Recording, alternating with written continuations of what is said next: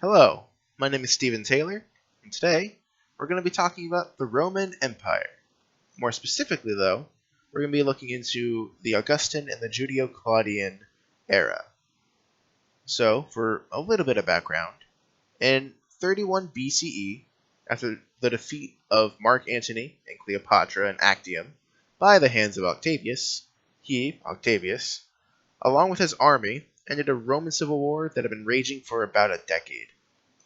Octavius was the grandnephew of Julius Caesar, whose death triggered the whole civil war to begin with. And, in 27 BCE, Octavius was given the title of Augustus. Augustus means, roughly in English, exalted or majestic. That's a pretty good title to have. And upon getting this title, he managed to turn the Roman Republic into a Roman Empire. And with the help of his armies, Augustus managed to create a lasting peace in Rome that would last for about 2 centuries. This peace would be referred to as the Pax Augusta, or the Augustan Peace. Later, it would be known as the Pax Romana, or the Roman Peace. And during this time of peace, the various emperors that lived throughout it commissioned buildings such as theaters, bridges, bathing houses, along with other services to improve the quality of life. They also commissioned artworks, such as statues and reliefs, to create a positive public image for themselves. And that's what we're going to be focusing on more in this report. So, we're going to first start with our first one, which is the portrait of Emperor Augustus as a useful general. Now, there's a little bit of history behind this one, and which kind of makes it a big deal. And the reason is because once Augustus became emperor, he kind of changed the status quo for all Roman leaders. Because before him, all the leaders of Rome tended to be older men. And at the time, Augustus was around 32. And this was pretty young for a leader. So, Augustus kind of jumped on this and had his sculptors portray him as a youthful individual, one who had an eternal youth that would just persist, for lack of a better term. And this was to present himself in a positive and capable light. Now, some details about this lovely statue is that a lot of the things on it, a lot of what makes up the statue, all served as kind of a show of power on Augustus's part. For instance, he's wearing armor, and that armor kind of showed off his military experience as a general. But it also bears a relief or a scene on his armor that kind of recounts a very important diplomatic victory of his.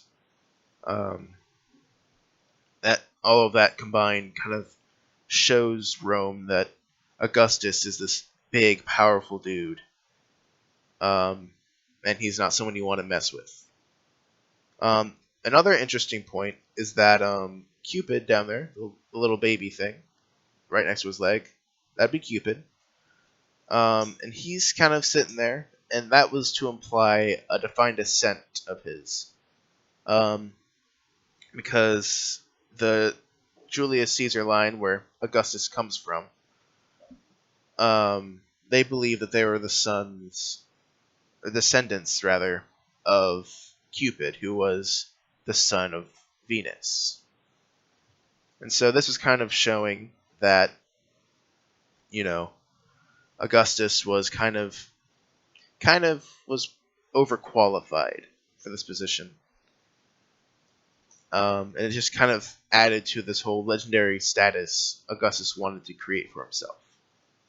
Another interesting point is that this could be considered, this whole statue, as a whole another form of propaganda, which you don't see too much in ancient history, and more so in modern history do you see that I thought that was pretty interesting. So we've talked enough about that one. Now let's bring up another one, such as the Ara Pacis Auguste.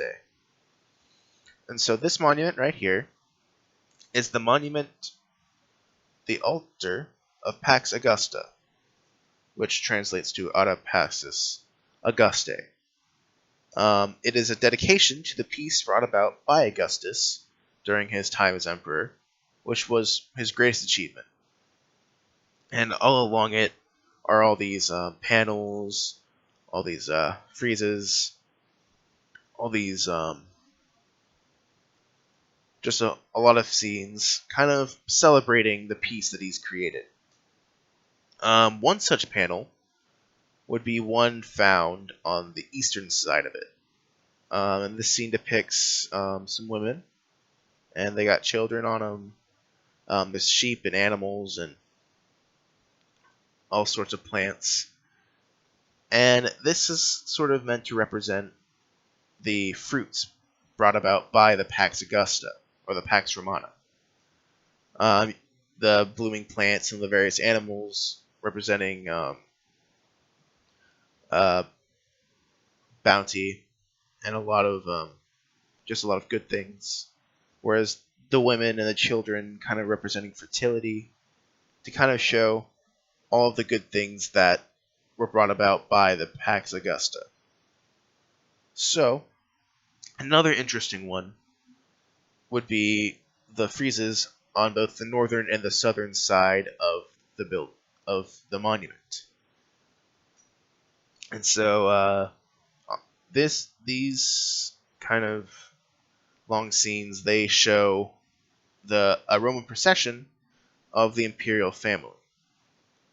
And what's so significant about this is that these friezes, these scenes, they mirror those that were made during Athens' own golden age during Pericles. This was an intentional choice by Augustus, because he wanted to compare his golden age to theirs. Another interesting choice was the inclusion of children in this, which most artists during this time really didn't do that. So it's interesting that Augustus chose to do it here. And the reason he did this is because he was kind of concerned about the decline of birth rate among Roman nobility. And so this was kind of used to promote childbearing. So I found that pretty interesting. And we're going to look at one more piece of art. But this one has nothing to do with Augustus. In fact, it has something to do more with his descendant, Emperor Claudius. And that would be the Porta Maggiore. Its purpose was to serve as kind of a decorative support. And it served as an in-between for two aqueducts that were converging. And this was meant to be a support as well as just a fun decorative thing showing off their art.